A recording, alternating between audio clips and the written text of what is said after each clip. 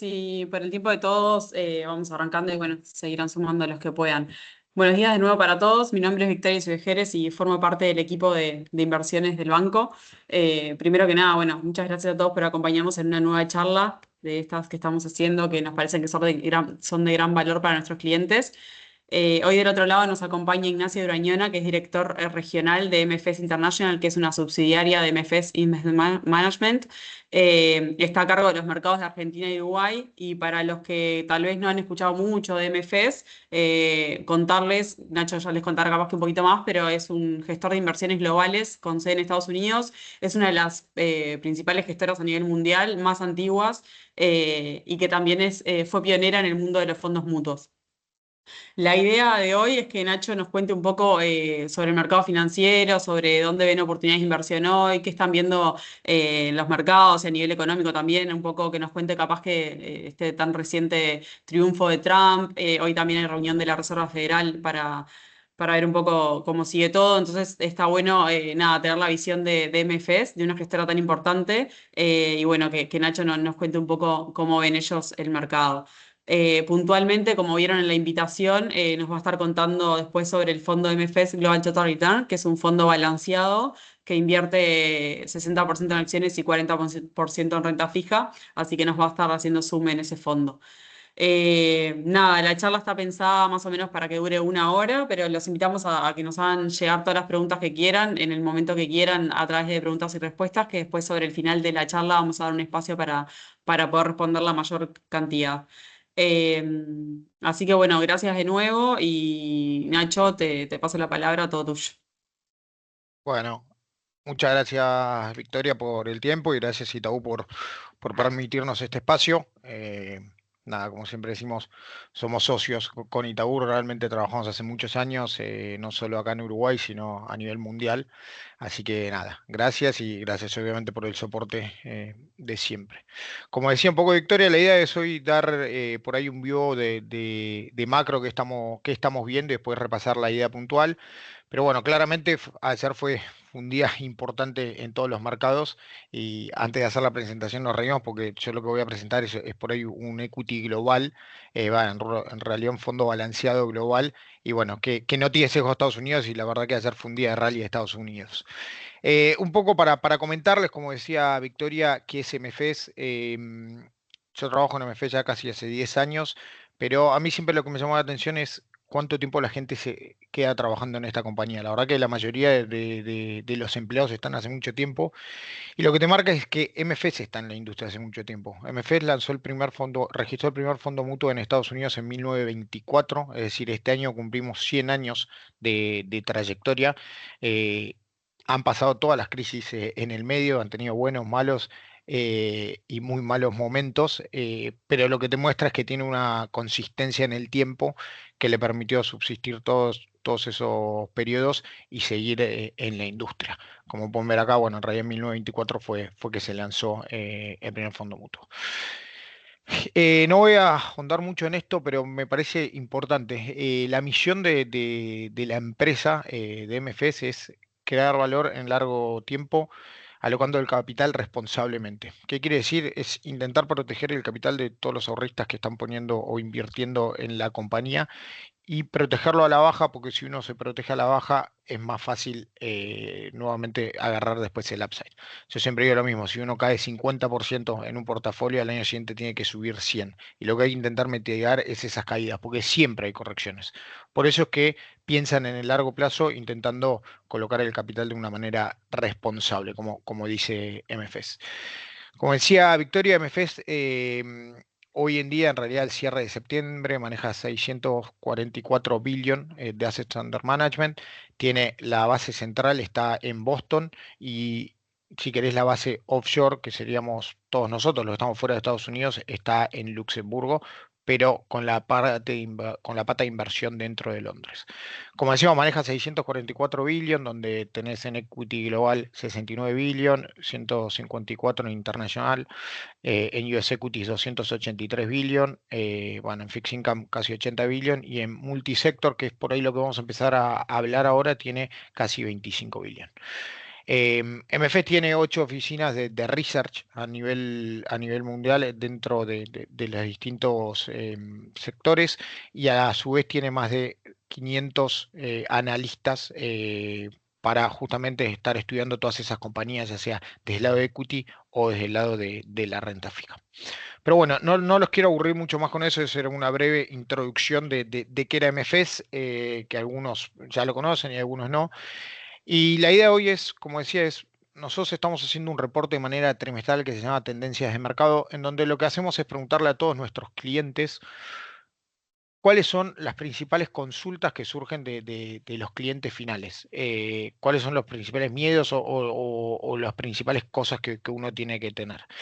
Y un poco arrancó una de las principales preguntas, así que vamos a ir repasando estos, es eh, año electoral obviamente en Estados Unidos. Esto quedó un poquito desactualizado, ¿no? Porque ayer tuvimos las elecciones, ya fue el ganador claramente de Trump, donde mostraron que no solamente ganó la presidencia, sino también están controlando el Senado y tendrían mayoría en la Cámara.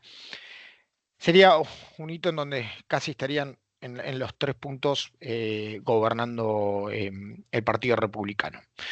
¿Qué significa esto? Trump obviamente tuvo muchas promesas de campaña, hay que ver después si se cumplen todas, pero bueno, una de las principales fue la baja de impuestos, es decir, él ya la había arrancado en el 2017, donde había bajado los impuestos a 21%, pero lo que él está proponiendo ahora sería un 15% extra de baja de tasas, perdón, de impuestos para las compañías. En segundo lugar, obviamente es ponerles más impuestos a todo lo que es la importación, principalmente, es decir, hoy tiene, por ejemplo, China tiene un 20%, él está o va a intentar impulsar eso a que sea un 60%, justamente para beneficiar la economía de Estados Unidos. El otro tópico que él toca es la energía. em, Quiere que siga incrementando la producción de energía dentro de Estados Unidos y va a intentar favorecer justamente ese crecimiento y no le va a dar tanta importancia a todo lo que es la green energy o la energía renovable o todo lo que es la energía alternativa como sí lo hizo el gobierno de Biden. Y por último está obviamente la inmigración, en donde dijo que va a empezar a sacar a todos aquellos inmigrantes que no tengan los papeles regularizados y eso nos genera un ruido porque realmente mucho de esa inmigración es lo que da por ahí, la gente que trabaja dentro de Estados Unidos, por ahí en empleos que la gente de Estados Unidos no quiere hacer. Entonces eso podría empujar, si querés, un poco la inflación para arriba. Yendo a eso, decir, ¿qué implicancia pueden tener estas 4 medidas que Trump estaba tomando o quiere tomar? Hay que ver si después las puede pasar por el Senado y por el Congreso y que se la aprueben, más allá que obviamente que los republicanos tienen ganado en el Senado y tienen mayoría, si querés, en el Congreso. Lo que nosotros vemos es que ayer puntualmente las tasas de Estados Unidos subieron muy fuerte, principalmente la de 10, la de 2, la de 30, vienen subiendo. Nosotros creemos que esto puede persistir más que nada en la parte larga de la curva de Estados Unidos, 10, 20, 30 años, pero no tanto así en la parte corta. El segundo punto es qué puede pasar con los equities. Muchos están favoreciendo todo lo que es small cap y realmente ayer small cap o el Russell 2000 tuvo las pequeñas compañías de Estados Unidos tuvo un rally muy fuerte.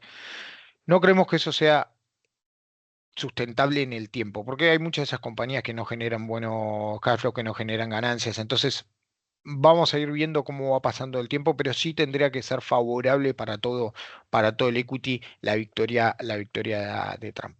Y por último, lo que sí vimos en las últimas semanas es un fortalecimiento del dólar contra el resto de las monedas, principalmente si querés contra el euro, contra el peso mexicano, contra el yen. Puntualmente, ¿por qué? Porque son aquellos países en donde Trump piensa ponerle restricciones justamente para las importaciones. Entonces lo que hace es debilitar el resto de las monedas. Históricamente el país que impone restricciones fortalece su moneda contra el resto. Pero bueno, eso es un poquito un view general de lo que son las elecciones de Estados Unidos.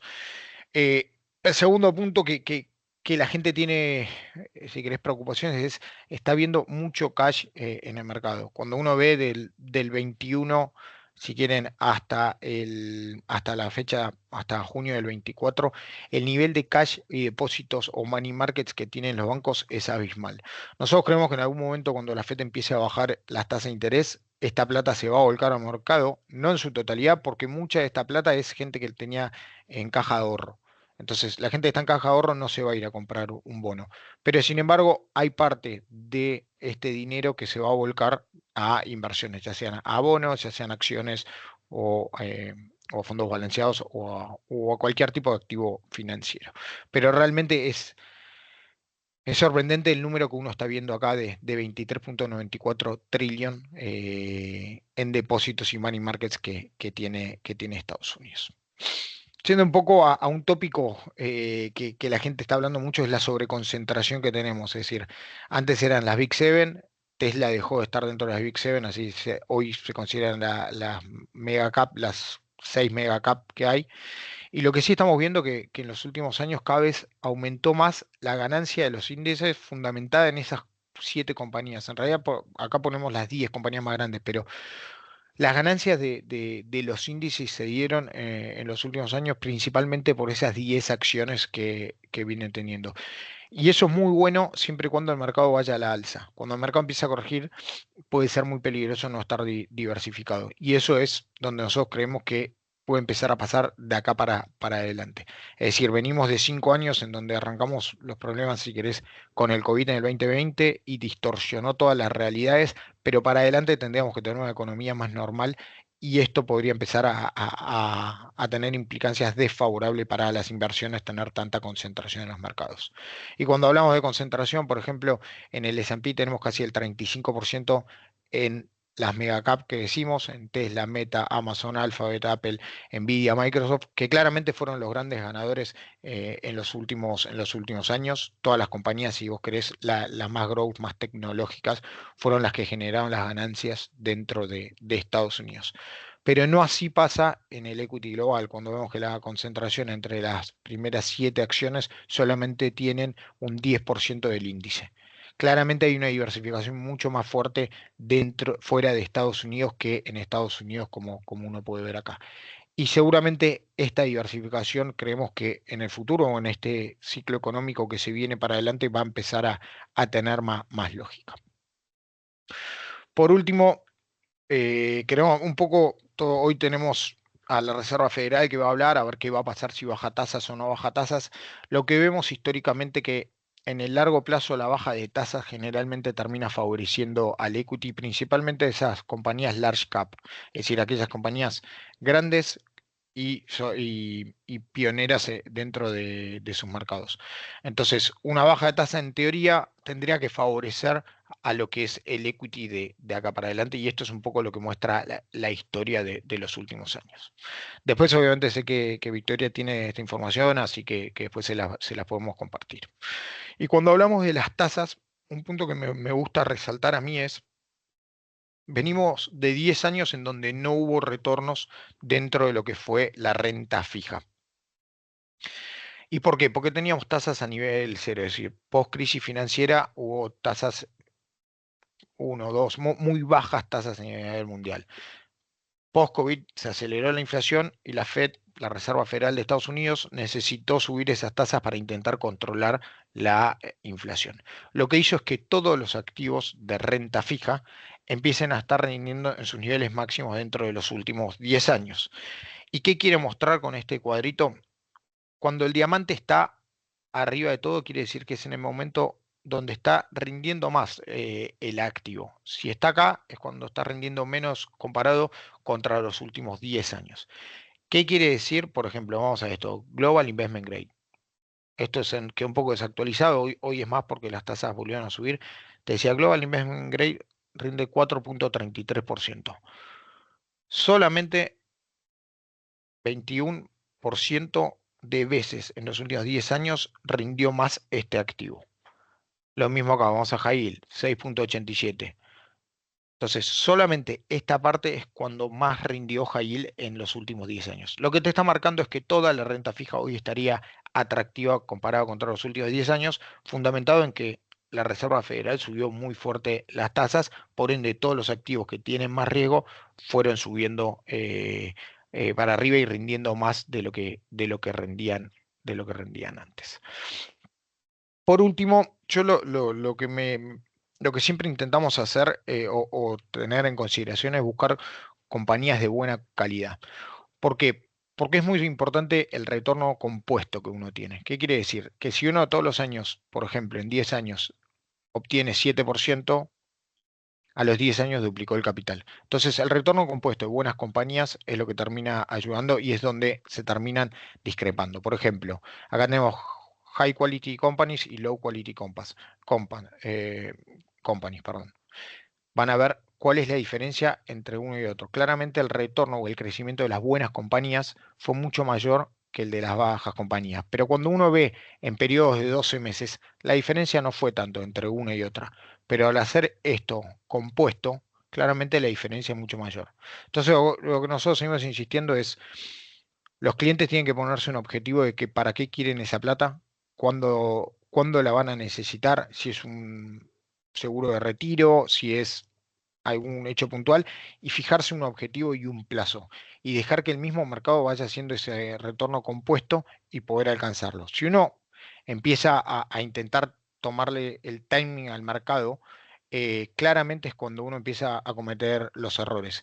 Y es puntualmente por un tema del razonamiento que las personas hacen. Cuando el mercado empieza a corregir es cuando uno se asusta y vende y por ahí no es el momento de vender y cuando el mercado está por ahí en picos máximos es cuando la gente ingresa al mercado.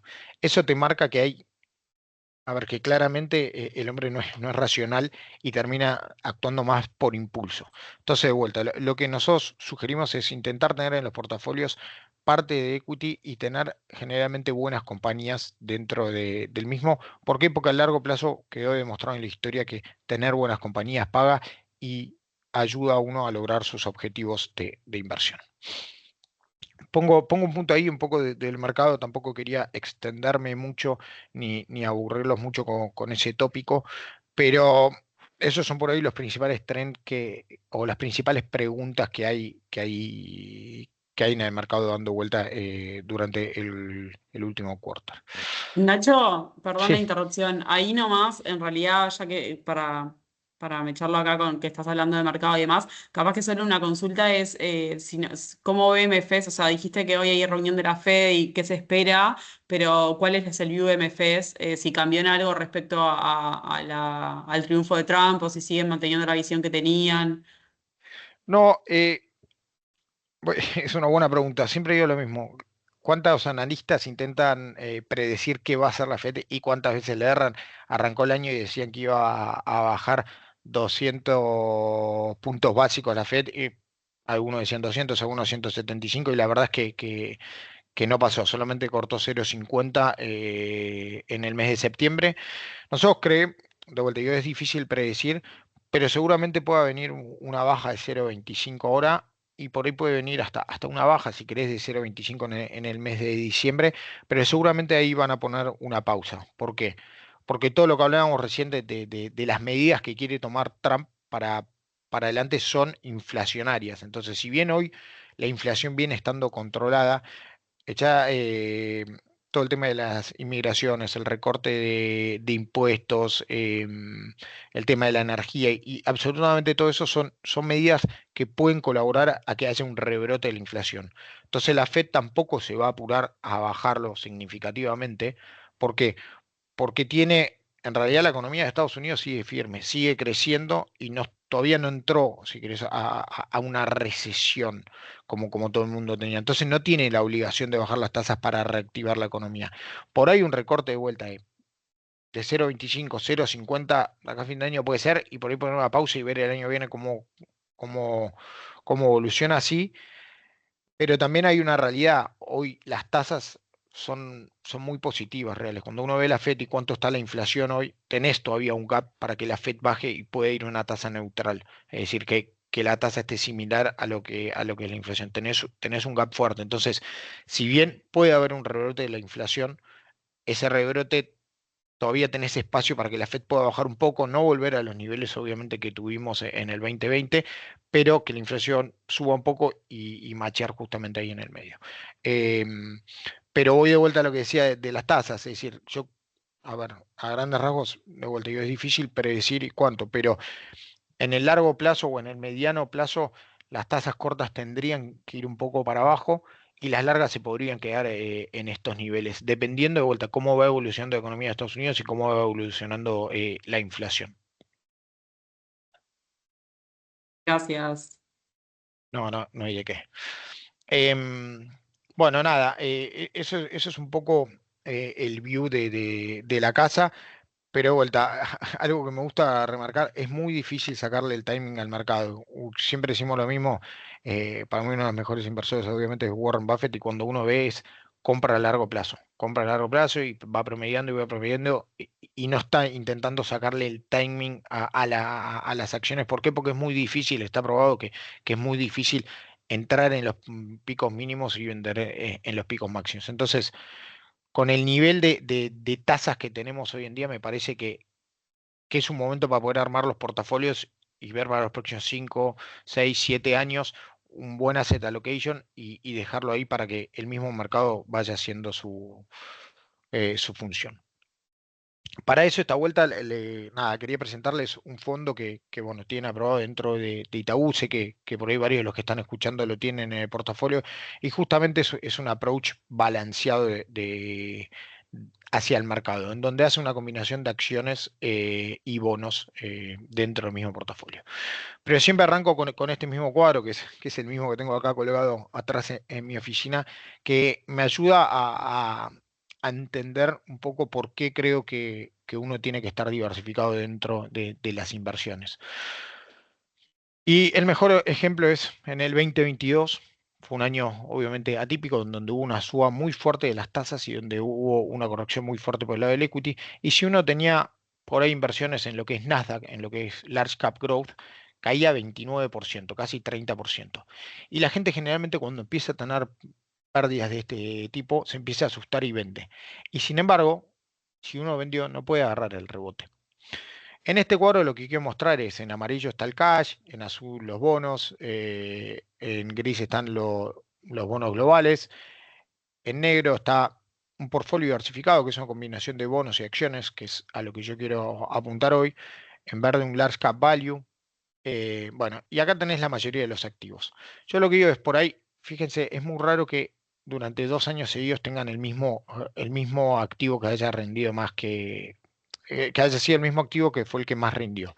Si vemos del 2004 al 2023, por ejemplo, REITs fue el activo, Real Estate fue el que más rindió en el 24, en el 25 fueron los commodities, en el 26 los REITs, en el 27 los commodities, los bonos en el 28, ¿se acuerdan la crisis financiera de Estados Unidos, donde tuviste bonos positivos pese a que el equity corrigió casi 40%? Al año siguiente, el equity fue lo que volvió, de vuelta al real estate, de vuelta a los bonos, es decir, generalmente no se termina repitiendo el activo que más rindió al año siguiente.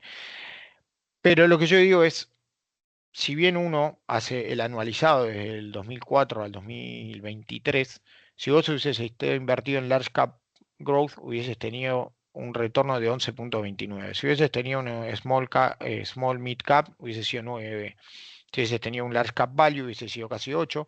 Y si uno tiene un portfolio diversificado entre bonos y acciones, hubieses tenido un retorno de 6,48. Pero más allá que uno dice, sí, la verdad es que tuve 5 puntos menos que el ARCAP, para mí lo importante es ver esto. Miren dónde está el negro. Casi siempre va por el medio de los activos. Entonces, lo que permite es no asustarse como en este periodo y vender, sino que sí, cayó 13%, es un montón, pero bueno, al año siguiente subió 12. Este año ese tipo de portafolios deben estar 8, 9, 10% arriba. Entonces, se recuperó. Y lo que te permite es, de vuelta, es no tomar malas decisiones cuando hay volatilidad en el mercado. Entonces, hacer una combinación entre bonos y acciones, lo que te ayuda es a bajar la volatilidad de tu portafolio. Entonces yo digo, sí, no sé, vamos a poner un ejemplo, si uno tiene invertido 100.000, que caiga 30%, para viste es 30.000, es un montón. Pero sin embargo, si me cayó 13%, cayó 13.000. Es mucha plata, no digo que no, pero no entras en pánico como podrías entrar si tienes una posición sola de acciones. Y sin embargo, si uno está solo en bonos, por ejemplo, desde el 24 digo, desde el 2004 hasta el 2023, tu retorno fue solamente de 3%. Entonces, casi el doble por tener un poco de acciones y casi, si querés, la mitad, un poquito más de la mitad por tener una mezcla de acciones y bonos. Entonces, por eso creemos que tener un portafolio balanceado, diversificado, ayuda a cumplir los objetivos de inversión que pueden tener cada uno de los clientes.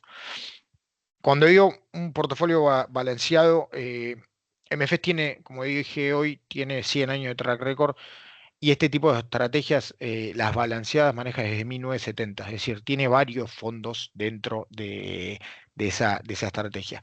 El que hoy les estoy presentando es el Global Total Return, que se lanzó en 1990. Es decir, tiene más de 30 años de track record en la historia de lo que son los fondos balanceados. ¿Qué hace un fondo balanceado? O por ejemplo, puntualmente el Global Total Return, que es lo que les quiero vender, es una combinación de acciones y bonos, como van a poder ver acá. Y también es una diversificación a nivel geográfico. ¿Por qué? Porque es un bono, es un fondo global. Entonces tiene acciones a nivel global, donde puede tener Europa, Estados Unidos, puede tener mercados emergentes, podría tener China, en este caso no tiene, pero podría tener si quisiera. Y por el otro lado, tiene una parte de bonos que es buena calidad crediticia. Lo que intenta, como digo, es mitigar las caídas de mercado e intentar acompañar el upside de cuando el mercado ralea. Como van a ver acá, es decir, el principal generador de ganancia va a ser el equity, que lo viene mostrando en los últimos años, pero vas a tener la renta fija para intentar mitigar esos golpes o esas caídas de mercado que generalmente uno sufre. ¿Por qué? Porque cuando el equity corrige, generalmente los bonos son los que te protegen o van para arriba. Salvo en el 2022, que claramente tuvimos una corrección en donde no solo corrigió el equity, sino que también corrigió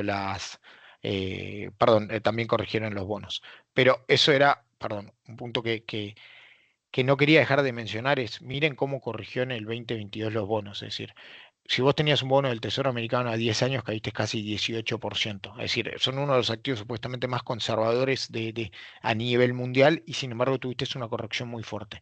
Pero estos casos pasa una vez cada tanto.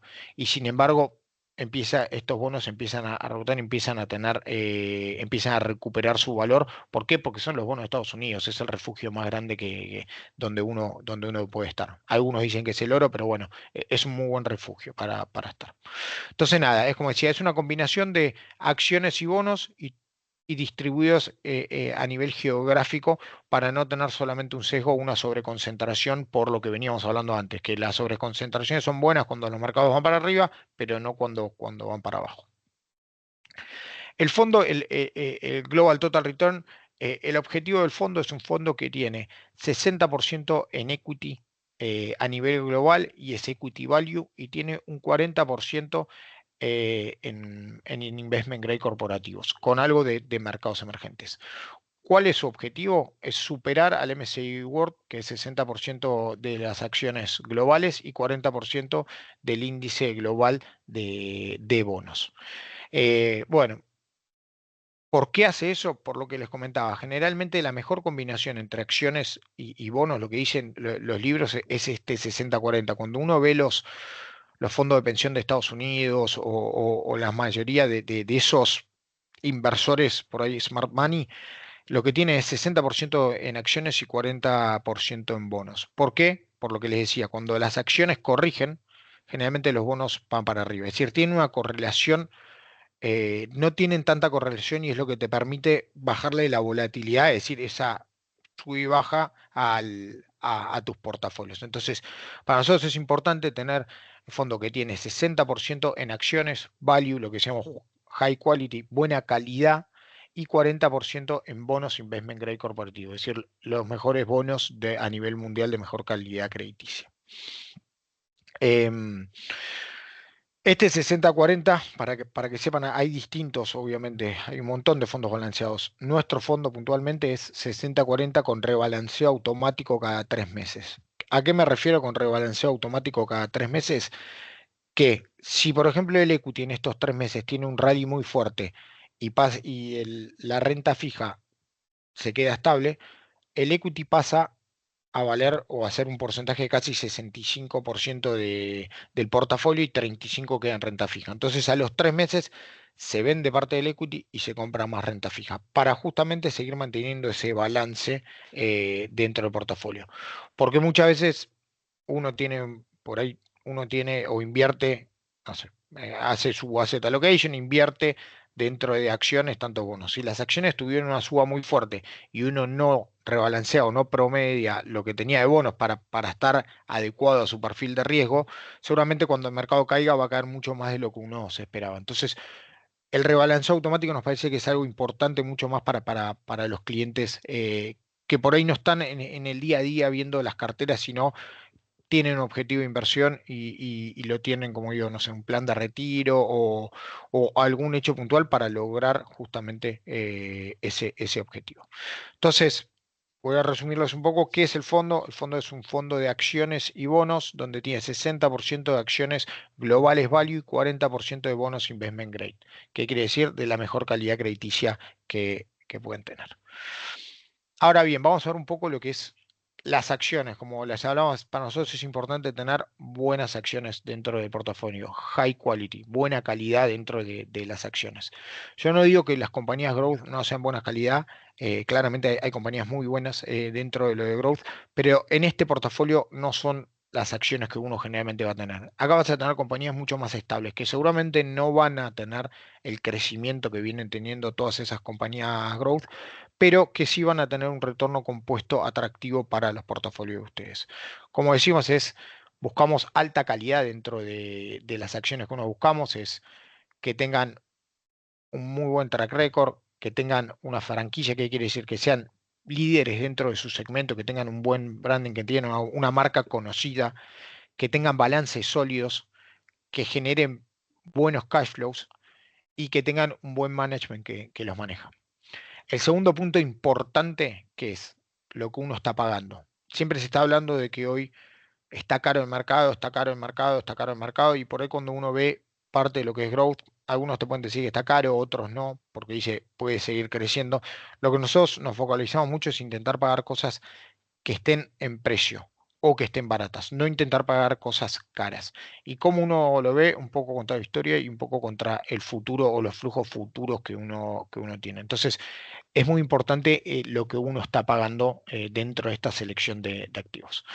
Eh, por otro lado, son compañías que vienen mejorando, que vienen haciendo las cosas bien, que vienen reestructurándose, que vienen modernizándose. eh, Ese tipo de compañías que por ahí uno dice, hay una compañía que era líder en su sector, pero claramente empieza a perder competitividad porque no se está ayornando a los cambios que vienen habiendo. Entonces, es bueno que las compañías reinviertan en ellas mismas y sigan intentando generar esa ventaja competitiva que venían generando. Y por último, para nosotros es importante las compañías que uno compra dentro del equity, que paguen buenos dividendos, que estén del lado de los accionistas, es decir, de ustedes, de nosotros, y que intenten seguir generando cash flows estables y ventajas competitivas contra el resto, porque ese es el secreto para tener una compañía líder, es seguir generando ventajas competitivas, ayornándose a los cambios que puedan haber y protegiendo obviamente a los inversionistas. ¿Cómo es el proceso? Esas son un poco las compañías, ahora les muestro alguna de las que tienen, pero ¿cómo es el proceso de compra? Como decía, MFS tiene más de 500 analistas a nivel mundial que van estudiando los distintos sectores. Creo que no tengo el número exacto, pero no sé si son 4.000, 5.000 empresas que están constantemente analizando.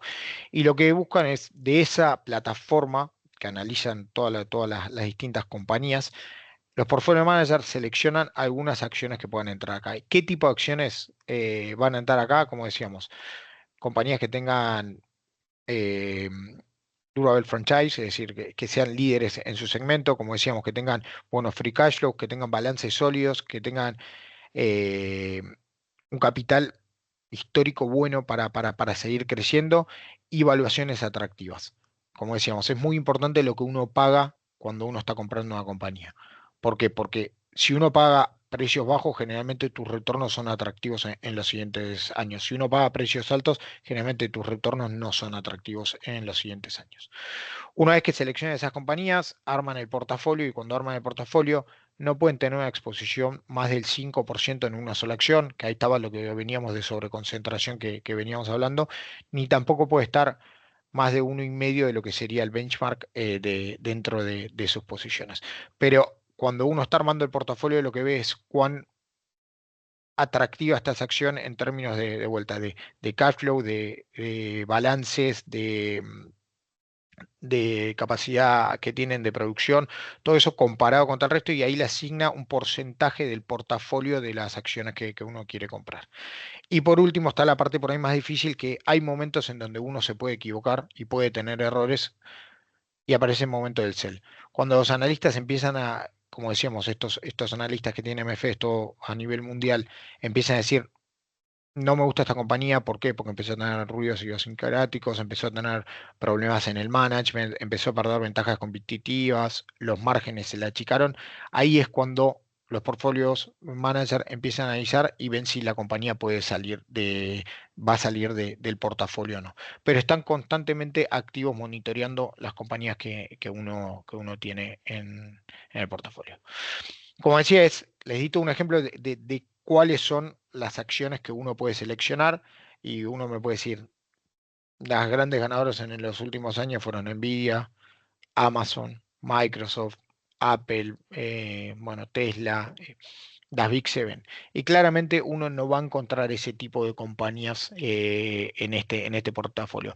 Pero sí lo va a ayudar a diversificar lo que uno tiene, porque generalmente uno tiene por ahí una parte en equity de Estados Unidos. Bueno, esto sería participar del equity, pero no en Estados Unidos.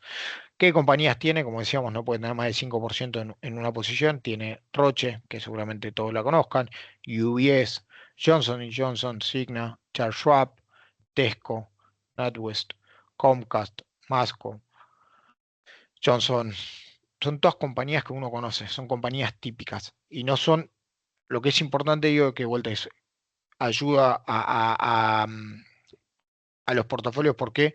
Porque son compañías líderes en sus segmentos y no son solamente foco en Estados Unidos, son compañías muy globales. Es decir, si bien tienen presencia en Estados Unidos, en términos generales, son compañías globales. Acá tienen el ejemplo de las principales 10 acciones que uno tiene. Y voy de vuelta cuando acá les mostraba y decía, es importante el precio que uno está pagando acá. Y esto es lo que nosotros miramos. El precio promedio de las acciones globales del índice de acciones globales es 19,6. El precio promedio del portafolio es 13,1. Es decir, si uno paga precios más baratos, seguramente tu retorno puede ser más atractivo en los siguientes años. Entonces, hay que hacer hincapié en este 13,1 contra 19,6. Obviamente este 19,6 acá tenés parte de las tecnológicas porque el equity global, el índice de equity global tiene 70% de Estados Unidos y hay parte de las tecnológicas o parte de las growth que hace que este número suba para arriba. Pero de vuelta, este número me parece que es importante, el 13,1. ¿Por qué? Porque cuando uno paga PIs bajos, generalmente tus retornos en los siguientes años terminan siendo atractivos. Un poco más de ejemplos, como decíamos, underweight o overweight, que tiene dentro de lo que es el equity, es decir, comparado contra el benchmark, es decir, tiene financieras, tiene consumo discrecional, tiene energía, tiene industrias, tiene utilidades, y el principal underweight que tiene es tecnología. ¿Por qué? Porque no tiene, es decir, si bien la tecnología dentro del MSCI World son la mayoría de las acciones de Estados Unidos, este fondo no tiene ninguna de esas mega cap como tienen, solamente tiene Samsung dentro de lo que es las tecnologías como uno de los principales. Pero de vuelta, acá tiene un poco de qué tipo de compañías o qué approach hace el fondo.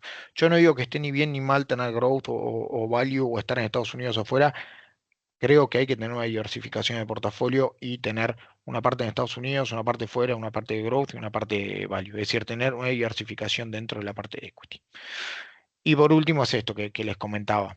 Es decir, el fondo en la parte de renta variable tiene 55% dentro de Estados Unidos, mientras que el índice tiene 71%.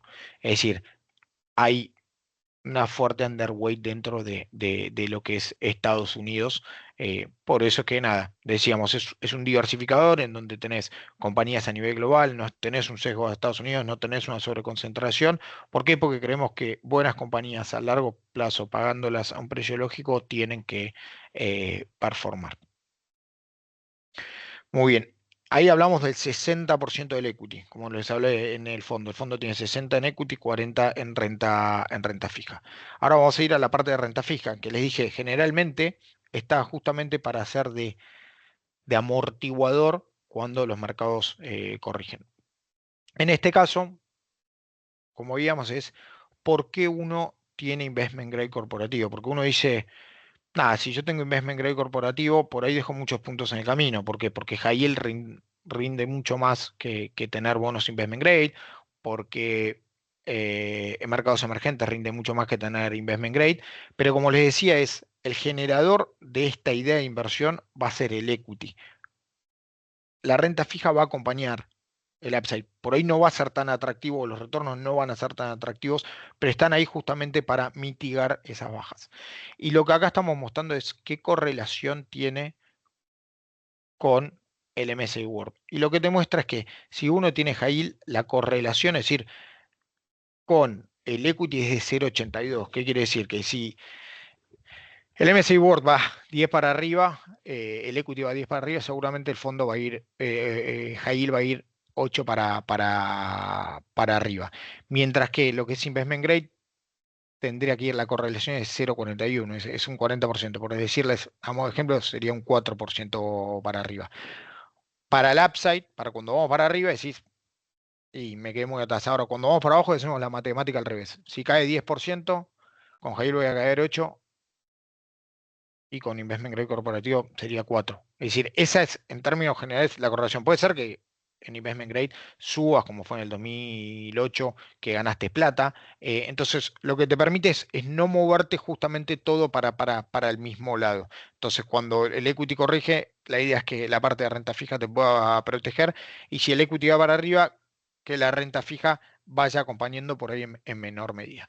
Por eso es que los libros de Estados Unidos, como decía, es generalmente está 60% en equity, 40% en investment grade, que es la mejor correlación que hay entre todos los activos que les venía mostrando antes. En la parte de la renta fija, el fondo, como decíamos, tenés un índice que se llama el Global Ag Bond. El fondo es muy similar o intenta replicar esa posición que tiene el índice. Son generalmente los bonos investment grade globales que puede haber. En la parte de renta fija no tiene monedas, es 100% en dólares las emisiones que uno va comprando, y acá tienen un poco cómo es la historia o cómo fue la evolución de las distintas posiciones que tuvo el fondo. Bonos gubernamentales estuvo entre 24 y 52%, bonos relacionados con el gobierno entre 1 y 7, bonos investment grade entre 27 y 36%, productos estructurados entre 4 y 11, agency que US Mortgage Backed Security, que sean las hipotecas que tienen, obviamente son todos investment grade, de 5 a 11%, y parte de mercados emergentes, pero siempre siendo investment grade corporativos. Un poco qué está rindiendo hoy esa parte del lado de la renta fija. Van a ver que el yield to world, la TIR, por llamarlo de otra manera, es 4,43, con una duración promedio del portafolio de 7,26. Si el índice tiene un poco menos, pero no importa ese índice. Es decir, lo que tiene que uno tener en cuenta es que ese 40% de la renta fija que uno tiene, más o menos el yield to world, es decir, el rendimiento que uno puede esperar es 4,43, con una duración promedio de 7,26. Como decíamos, el fondo es calidad crediticia investment grade, no compra nada que sea below investment grade en la parte de la renta fija. ¿Por qué? Para hacer justamente esa balance eh, con el equity, y poder protegerlos ante una eventual corrección en la parte de la renta variable. Es muy lindo todo el cuento del 60-40, y ahora les quiero mostrar por qué es que uno busca ese 60-40. Ese 60-40, principalmente, ¿por qué lo buscamos? Acá está el portafolio, por un término de la volatilidad. Como les decía, si uno invierte solamente en equity, vos tenés una volatilidad de 15. Mientras que si uno invierte en un portafolio balanceado la volatilidad es de 10. Es decir, baja mucho la volatilidad. ¿Y qué quiere decir la volatilidad? Es cuánto se sube para abajo o para arriba. Entonces, en las caídas claramente protege mucho más estar balanceado que estar solamente en equity. Al igual que cuando el mercado va para arriba, conviene estar solamente en equity. Entonces, acá tienen un poco los números, si quieren, es decir, un portafolio balanceado que es el Global Total Return, tiene una volatilidad, un Standard Deviation de 9.9, esto no importa porque es el índice, y el MSCI World tiene una volatilidad de 15. Entonces, para eso es que está justamente la parte de la renta fija. Ahora bien, yo lo que les decía, es importante tener un objetivo de inversión, es importante eh, no asustarse o no entrar en pánico cuando el mercado corrige, pero también acompañar el mercado en el upside. Y estos son un poco los retornos que uno puede ver que tuvo el fondo: 3,18 menos 1,68, 5,80, 15,15, menos 7,38, 18,27, 9,40, 8,48, menos 10. ¿Se acuerdan que un bono del Tesoro cayó casi 16-17% en el 2022? Un equity growth cayó casi 30%, un S&P un 20%. Al tener esta combinación cayó 10%. Y el año pasado ya rebotó otro 10% y este año viene 7 arriba. Entonces, es algo que va más por el medio, donde, como digo, agarrás, si quieren, desde que se lanzó un poco más que la mitad del upside, perdón, un poco más que el upside del MSCI World, pero con mucha menos volatilidad de lo uno creía. Y es muy bueno el cuento, diversificarse, estar balanceado, que te proteja, pero lo importante es que el fondo sea un buen fondo en su categoría, y ahí es un poco lo que quiero mostrar. Como digo, es un fondo que se lanzó en 1990, es cierto, tiene un track record muy amplio, y dentro de su categoría, en los últimos 10 años, es percentil 10. ¿Qué significa percentil 10? Que está en el top 10 de su categoría, es decir, que es mejor que la mayoría de todos el resto de los fondos balanceados. ¿Por qué? Porque va un poco en sintonía con lo que es MFS. No es que es el mejor ni el peor, pero generalmente va en el medio. Es decir, y lo que te ayuda justamente es intenta protegerte tu capital, pero sin embargo darte un retorno atractivo. Entonces, nada, me parece bueno mencionar nuevamente que en un retorno a 15 años está en el percentil más alto de su categoría, y es un buen fondo en su categoría.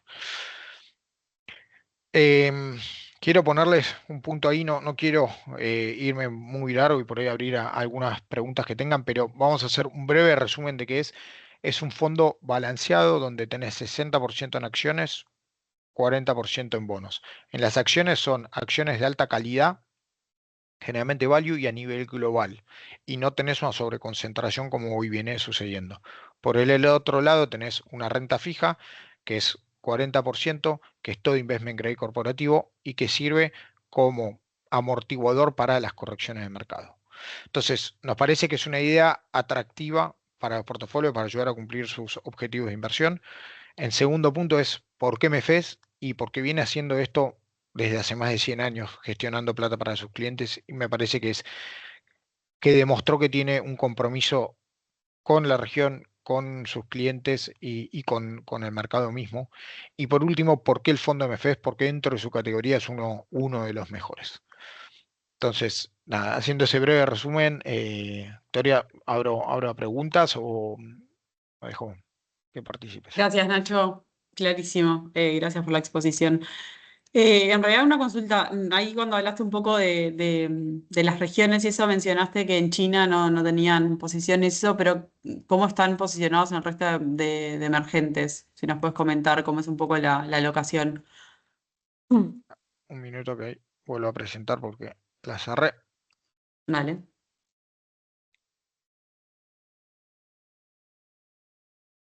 Mm, Perdón, un minuto.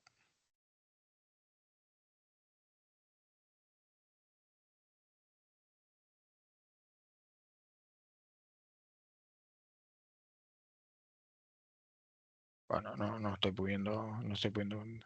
Dentro de lo que es emergentes, más que nada, tiene Taiwán, tiene una parte en Brasil, tiene South Korea y, perdón, dije China, no, a ver, no tiene exposición muy grande dentro de China porque tiene uno de todo el portafolio, 1,6 del portafolio total dentro de China. Y después por el lado asiático tiene Singapur, Hong Kong y Australia. De UK tiene casi 9% del portafolio y de Japón tiene 7% del portafolio. Es decir, como decíamos, no sé, el 55 es Estados Unidos, casi 19% en Europa ex UK, 7% en Japón, 9% en UK, en Asia tiene 1,7 y en mercados emergentes tiene 5,5. Buenísimo. Nada, gracias. Realidad súper clara.